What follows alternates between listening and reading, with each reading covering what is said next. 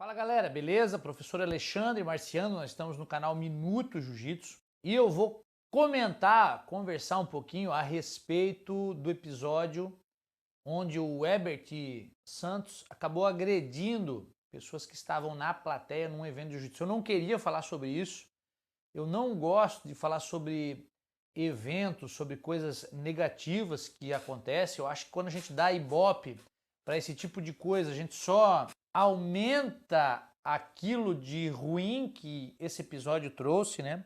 Mas muita gente no canal pedindo para que eu me posicione. Algumas pessoas até começaram a falar que eu sou amigo do Herbert, por isso eu não ia me posicionar. Eu não conheço o Herbert Santos e na verdade eu estava esperando para fazer esse vídeo porque eu estava pensando no que eu poderia falar para não ser redundante, né? Haja visto que não tenho o que falar sobre a atitude do Herbert Santos, é chover no molhado se a gente ficar dizendo que o que ele fez é errado, que... Cara, não há dúvida sobre isso. Então é óbvio que aquilo que ele fez é totalmente e altamente reprovável. Porém, eu passei a pensar um pouquinho sobre o episódio e aí, refletindo um pouco sobre isso, eu acho que nós temos lições importantes a tirar desse episódio e de outros.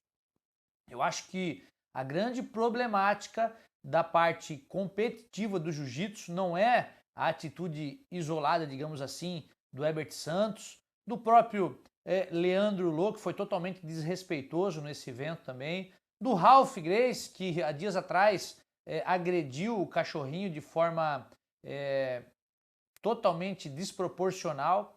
Então eu acho que esses eventos isolados apenas nos mostram algo muito nítido de que a parte competitiva do jiu-jitsu, apesar de ser muito importante, foi construída de forma errada. E todos nós professores precisamos rever nossas práticas para que a gente consiga realmente levar os benefícios de uma área competitiva para um ambiente pedagógico que ensine algo para os nossos alunos. Eu vejo nos campeonatos de jiu-jitsu muita coisa acontecendo que não tem nada a ver com arte marcial. O meu filho está com 6 anos de idade, até hoje eu não o levei a um campeonato de jiu-jitsu. E enquanto os campeonatos de jiu-jitsu estiverem nesse formato, eu não o vou levar. Porque você chega num campeonato de jiu-jitsu e muitas vezes você vê pessoas do lado de fora xingando o árbitro, falando palavrões, uma rivalidade exacerbada. Muitas vezes isso parte de professores, o que é altamente vergonhoso. O que nós precisamos é ensinar aos nossos alunos que a competição é algo honroso e que deve ser feito dentro de preceitos marciais. Há dias atrás teve o Curitiba Open e uma testemunha veio contar para mim que um professor bem conhecido na nossa região aqui estava de fora xingando, falando palavrões para a luta com o filho dele do lado. Então, que tipo de ensinamento esse filho dele vai ter? O que eu quero dizer com isso é que o reflexo daquelas coisas negativas que acontecem no meio competitivo são sim responsabilidade dos professores. Nós, professores, temos a missão de ensinar para os nossos alunos como eles devem se comportar dentro de uma arena competitiva. E os nossos processos de graduações não podem estar unicamente linkados à capacidade dos nossos alunos finalizar ou não os adversários. Porque se nós não levarmos em consideração aspectos disciplinares, aspectos filosóficos, aspectos da educação do nosso aluno, nós vamos estar dando faixas avançadas para alunos que únicas e exclusivamente sabem finalizar pessoas e não agregam nenhum valor. Eu penso que tudo o que acontece no meio competitivo é responsabilidade do líder da equipe, do professor daquela equipe. Então nós precisamos saltar esse nível. O jiu-jitsu construiu coisas incríveis nos ambientes competitivos, porém, destruiu, a palavra é essa, destruiu todos os preceitos marciais de respeito e de conduta ao longo da história.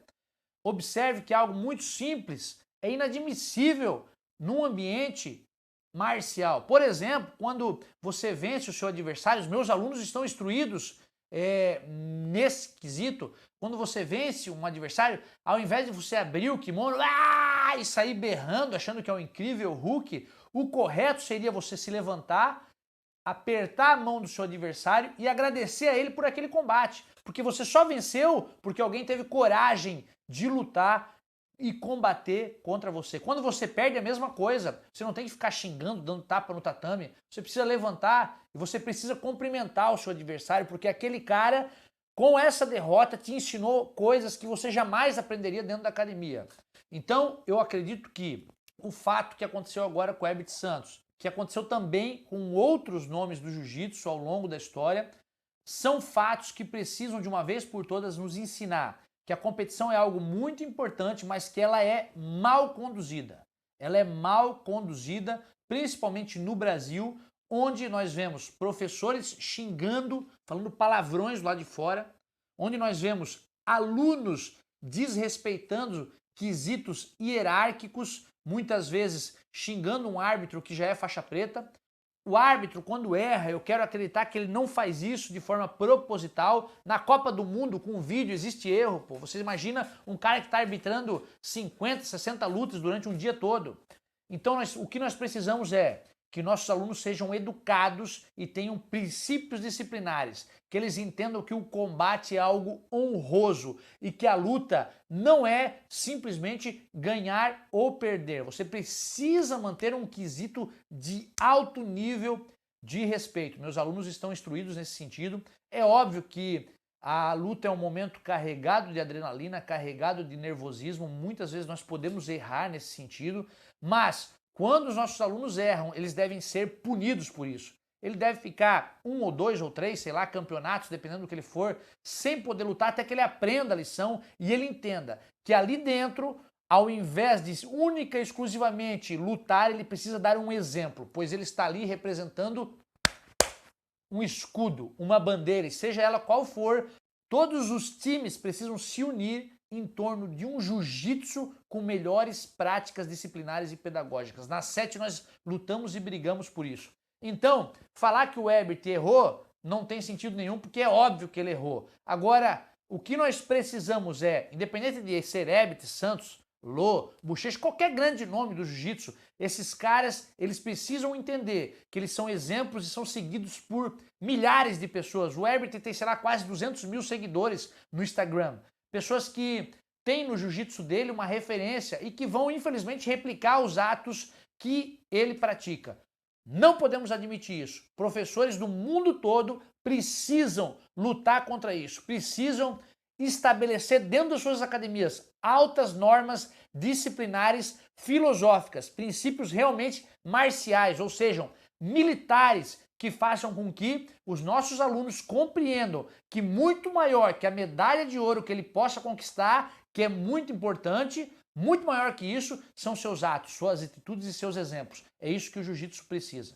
Eu quero em breve poder levar o meu filho a um campeonato de jiu-jitsu e fazer com que ele tenha uma grande experiência naquele ambiente, uma experiência que mostre para ele que somente guerrear não é importante.